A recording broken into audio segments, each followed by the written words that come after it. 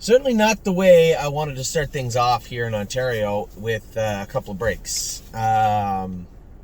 You could see that Ready for Landing was angry coming out of the gate, and I think I have to blame myself somewhat. I told you that if you go back to Grand River, he did the same type of thing. I think he was frustrated. The gate was walking out of there, and I was dragging him off it because I don't want him stepping forward coming out of the gate. He's too big.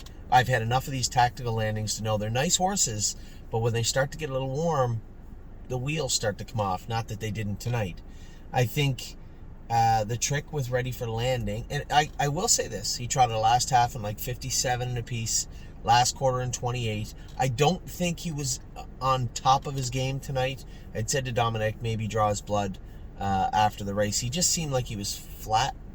After the break, he was flat, which might sound silly to you because mathematically he did trot a very fast last half and last quarter, but he didn't feel like he was really strong.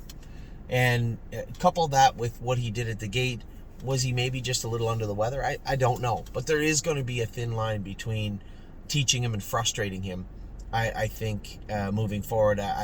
Now that I see that he was trotting 1, 2, 3, 4 after the break, and he doesn't fight with you if you just leave him alone. He'll trot along, and maybe he has learned. Maybe I don't think we'll put him in to go. There's no rush with this guy. I think we'll put him on the gate next week as a schooler on Tuesday. Ooh, that might be a problem.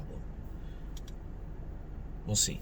Maybe put him on the gate as a schooler. Actually let him trot up onto the gate.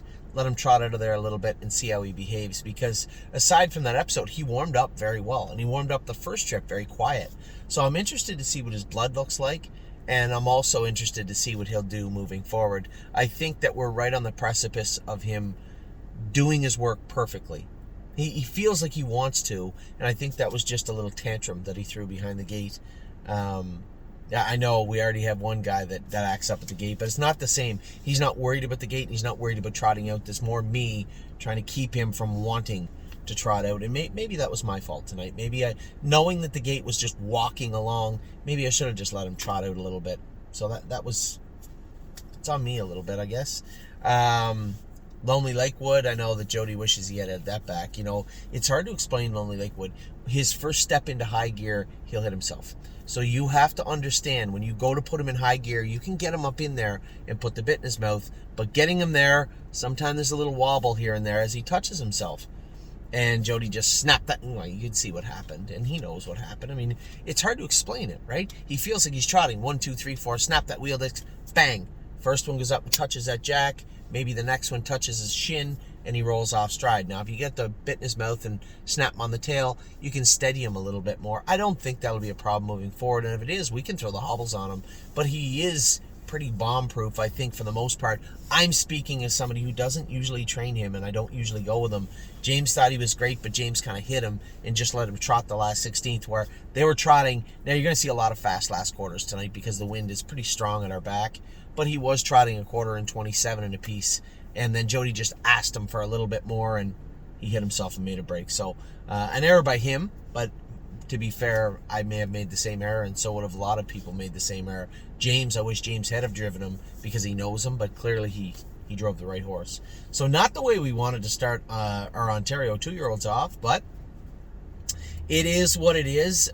Same thing happened the other day in Pennsylvania. These are babies. They are trotters, and we're trying to get a comfort level. You know, we tried to start them a little bit slower this year because we have a lot of high hopes riding on a number of horses, so you can't really have them buttoned down and screwed down, as we like to say. It's screwed down really tight heading into June if you want them to be at their best in September and October. So trying to find the best way forward for a lot of them. I'm not too concerned. You know, a break from Lonely Lakewood, that was a forced error, not an unforced error, and one that we can mitigate pretty easy moving forward. The Ready for Landing, it's just going to be a learning curve with this guy. Yes, I did not want to start his career off with a break, but unfortunately he had other things. He wasn't crazy, though. I think it's worth stressing that. He wasn't crazy. Like what you saw was a tantrum, but he wasn't really bully going to the gate. I could have let him trot out, and the way that I saw him trot the last almost all the mile, I wish I had him now. And we will next time. We'll put him on the gate, we'll school him next week and make sure that he's ready to go and learning from his mistakes, much like I'll have to learn from mine tonight. But two breaks at two very different times for two very, very different reasons tonight for our horses. I think there's learning involved in both breaks, from a driver's standpoint with Lonely Lakewood, and I guess somewhat even from a driver's standpoint with Ready for Landing. He is polite at the gate, so maybe just put his nose right up on there and see how he behaves. I'm still a little leery about it, but at the same token, the math behind the last half his mile looked decent. So we'll go from there. How the Hell is in later on. I mean, it's a tough bunch too. My optimism is guarded with him. I want to see him continue to get better, but he is going to need to get better, right? We're going to need to see him get better. And this race, this is a good start for him. A good start for him, and one that I want to see. I want to see how he comes into this race. I want to see how he is in the race and how he finishes the race. So that is today in a nutshell. I will let everybody know, and I'll make another video tomorrow about it. That new horse, I see the shares are a little slower going today, so I'm going to make it clear to everybody. This is a horse that I fully expect, and clearly Mark and Melissa Beckwith clearly expects will be an open trotter in the Plainridge area, and a pretty useful horse for us. So I haven't had to call anybody yet. I haven't had to say, hey, would you like some shares in this horse to anybody yet this week. But I will do that by tomorrow at noon, because this horse does have to be paid for. He will be sold out tomorrow one way or another. So if anybody wants in, now's your chance. Certainly don't feel any pressure to do so. I'm certain it won't be hard to sell out, what's his name?